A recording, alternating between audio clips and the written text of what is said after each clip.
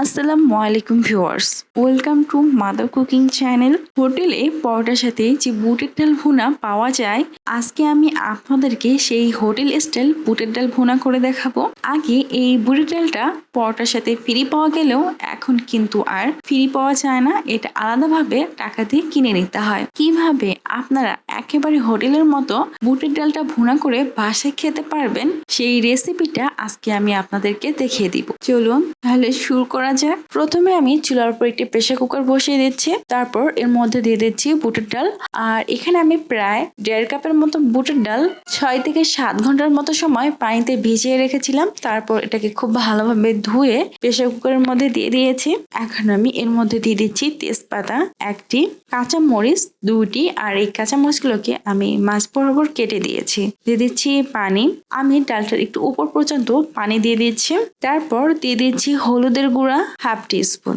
এখন আমি প্রেসার কুকারের ঢাকনা লাগিয়ে এই ডালটাকে খুবই ভালোভাবে সিদ্ধ করে নেব। আমি প্রায় 2টি সিটি দিয়ে নেব। এখন আমি চুলার উপর আরেকটি কড়াই বসিয়ে দিচ্ছি, তারপর দিয়ে দিচ্ছি সরিষার তেল 1/4 কাপ। আর আপনারা চাইলে এখানে সয়াবিন তেলও ব্যবহার করতে পারেন, তবে সরিষার তেলে এর স্বাদটা কিন্তু একটু বেশি আসে। দিয়ে দিচ্ছি শুকনো মরিচ 2টি, জিরা 1/2 টিস্পুন। এখন আমি চুলার মিডিয়াম আঁচে এই শুকনো মরিচ আর জিরাগুলোকে ফ্রাই করে নেব। ফ্রাই করার এক পর্যায়ে যখন শুকনো মরিচ আর জিরা থেকে স্মেল বের হতে শুরু হবে, তখনই আমি চুলার আঁচটা একেবারে লো করে দিব।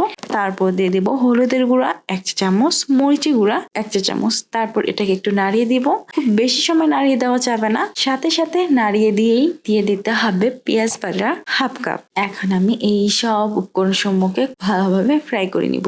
আর প্রথমে হলুদের গুঁড়া আর মরিচের গুঁড়া এভাবে তেলের মধ্যে ফ্রাই করে নেওয়ার কারণে এই রান্নার পর এই ডালটার মধ্যে খুব ভালো একটা কালার আসবে। আমি বেশ কিছুক্ষণ সময় ধরে এই পেঁয়াজ বাটাগুলোকে ফ্রাই করে নিয়েছি, আর এই সময় কিন্তু পেঁয়াজ বাটাটা কিছুটা তেল ছাড়তে শুরু করে দিয়েছে। আর এই পেঁয়াজ বাটাটা আমি প্রায় 3 থেকে 4 মিনিটের মতো সময় চুলার মিডিয়াম আঁচে এই পেঁয়াজ বাটাগুলোকে ফ্রাই করে নিয়েছি। এখন আমি এর মধ্যে দিয়ে দিব আদা ও রসুন বাটা 2 চা চামচ, ধনিয়া গুঁড়া 1 চা চামচ, জিরা গুঁড়া 1/2 টিস্পুন, কালো গোলমরিচের গুঁড়া 1/4 টিস্পুন। এখন আমি আদা ও রসুনের কাঁচা গন্ধ চলে যাওয়া পর্যন্ত এই সব সমূহকে ফ্রাই করে নেব। আর এই সময় চুলার আঁচটা মিডিয়াম লো রেখে আমি এগুলোকে ফ্রাই করে নিয়েছি। ফ্রাই করার এই পর্যায়ে আদা রসুনের কাঁচা গন্ধ প্রায় চলে গিয়েছে। এখন আমি এর মধ্যে দিয়ে দিব লবণ পরিমাণ মতো। তারপর এটাকে খুব ভালোভাবে নাড়িয়ে দিয়ে দিব প্রেসার কুকারে সিদ্ধ করা সেই ডালগুলো। আর এই ডালগুলোকে আমি প্রায় 2টি সিটি দিয়ে সিদ্ধ করে নিয়েছি। আর এই সময় কিন্তু এই ডালটা খুবই ভালোভাবে সিদ্ধ হয়ে গেছে। এখন আমি একটা চামচ দিয়ে এই ডালটাকে খুবই ভালোভাবে নাড়িয়ে দেব। ভালোভাবে নাড়িয়ে দেওয়া হয়ে গেলে আমি চুলার উপর আরেকটি ফ্রাই প্যান নিয়ে নিয়েছি।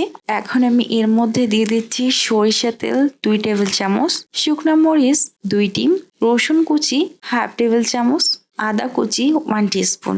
এখন আমি এগুলোকে খুবই ভালোভাবে ফ্রাই করে নেব। আমি বেশ কিছুক্ষণ সময় ধরে এগুলোকে ফ্রাই করে নিয়েছি। আর এ সময় আদা রসুনের কাঁচা গন্ধ চলে গিয়েছে এবং আদা ও রসুন খুবই ভালোভাবে ফ্রাই হয়ে গেছে। আর শুকনো মরিচটাও কিন্তু খুব ভালোভাবে ফ্রাই হয়ে গেছে। এখন আমি এর মধ্যে দিয়ে দিব ঘি 1 টিস্পুন। আর ঘিটা কিন্তু অবশ্যই দিতে হবে, আর এটা দেওয়ার কারণে কিন্তু এই ডালটা থেকে খুবই সুন্দর একটা স্মেল পাওয়া যাবে। তারপর সবার লাস্টে দিয়ে দিচ্ছি আমি এখানে একটি দারচিনির টুকরা আর 2টি সাদা এলাচ গুঁড়ো করে নিয়েছি। আর এই গুঁড়োটাই এর মধ্যে দিয়ে দিচ্ছি। আর দারচিনি আর এলাচ গুঁড়ো দেওয়ার পরেই সাথে সাথে কিন্তু চুলাটা অফ করে দিতে হবে। তারপর চুলা অফ থাকা অবস্থায় আমি এগুলোকে একটু নাড়িয়ে দিচ্ছি। তারপর বুটের ডাল ভুনাটার মধ্যে আমি এগুলোকে দিয়ে দিচ্ছি। আর এই উপকরণগুলোকে এভাবে ফ্রাই করে দেওয়ার কারণে কিন্তু এই ডালের স্বাদটা একেবারে বেড়ে যাবে। তারপর ডালটাকে খুব ভালোভাবে নেড়ে চেড়ে আরো 5 মিনিটের মতো সময় চুলার লো আছে এই ডালটাকে বসিয়ে রাখতে হবে। তারপর আমি চুলাটা 5 মিনিটের মতো চুলার লো আছে বসিয়ে রাখা হয়ে গেলে তারপর আমি চুলাটা অফ করে দিচ্ছি। হয়ে গেছে খুবই মজাদার বুটের ডাল ভুনা। আর এই বুটের ডাল ভুনাটা দিয়ে পরোটা খেতে কিন্তু ভীষণ মজার হয়।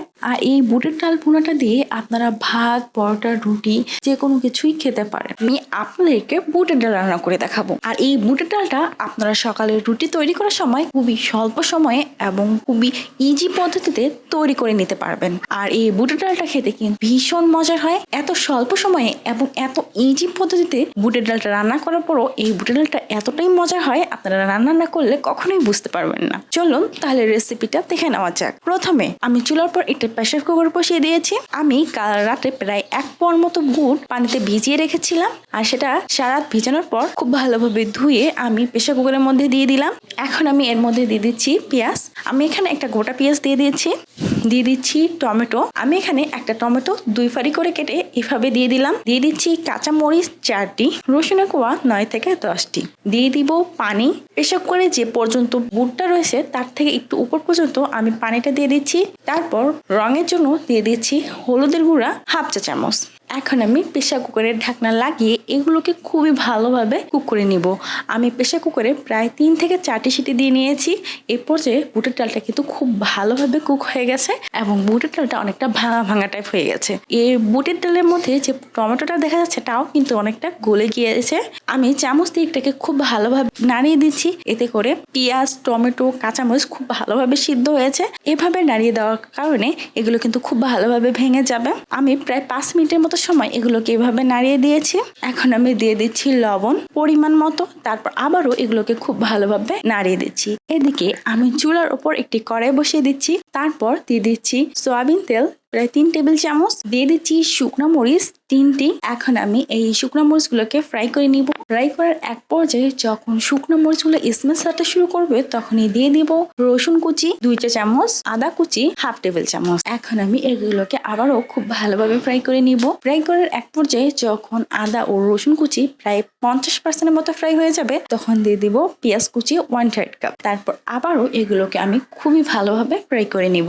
আমি বেশ কিছুক্ষণ সময় ধরে এগুলোকে ফ্রাই করে নিয়েছি। এ সময় দেখুন পেঁয়াজগুলো প্রায় ব্রাউন কালার হয়ে এসেছে। আর এই সময় পেঁয়াজগুলোকে কিন্তু খুব বেশি হালকা করে ভাজা যাবে না, এইরকম ব্রাউন করে ভাজতে হবে, তাহলে কিন্তু ডালটার মধ্যে খুবই ভালো একটা স্মেল পাওয়া যাবে। এই সময় দিয়ে দিচ্ছি মরিচের গুঁড়া 1 চা চামচ। মরিচের গুঁড়া দেওয়ার পর আমি চুলার আঁচটা একেবারে লো করে দিচ্ছি। লো করে দিয়ে এগুলোকে আমি খুব ভালো মতো নাড়িয়ে দিচ্ছি প্রায় 30 সেকেন্ড।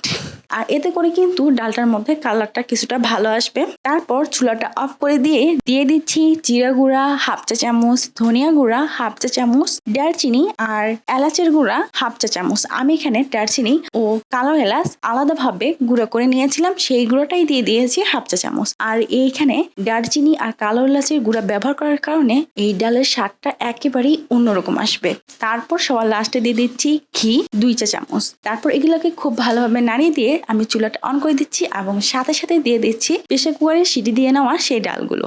এখন আমি এগুলোকে খুবই ভালোভাবে নাড়িয়ে দিচ্ছি। খুব ভালোভাবে নাড়িয়ে দেওয়া হয়ে গেলে এই মশলাগুলো ডালের সাথে লেগে গেলে প্রায় আমি চুলাটা অফ করে দিচ্ছি। আর এই সময় কিন্তু ডালটা থেকে খুবই সুন্দর একটা স্মেল পাওয়া যাচ্ছে। আর এই ডালটা দিয়ে সকালবেলা রুটি বা পরোটা খেতে কিন্তু ভীষণ ভালো লাগে। আপনারা এই ডালটা দিয়ে ভাত, পরোটা, রুটি যে কোনো কিছুই খেতে পারেন। প্রিয় দর্শক, এই ছিল আমাদের আজকের রেসিপি। মাদার কুকিং চ্যানেলের আরো এক্সাইটিং রেসিপি নিয়ে আপনাদের সামনে আবারও উপস্থিত হব। ভিউয়ার্স, আপনাদের সকলকে অনেক অনেক ধন্যবাদ জানাচ্ছি পুরোটা সময় আমাদের সাথে থাকার জন্য। আমি উইশ করব আপনারা সবাই ভালো থাকবেন, সুস্থ থাকবেন এবং মাদার কুকিং চ্যানেলের সাথে থাকবেন। এই চ্যানেলে নতুন হয়ে থাকলে চ্যানেলটি সাবস্ক্রাইব করুন এবং ভালো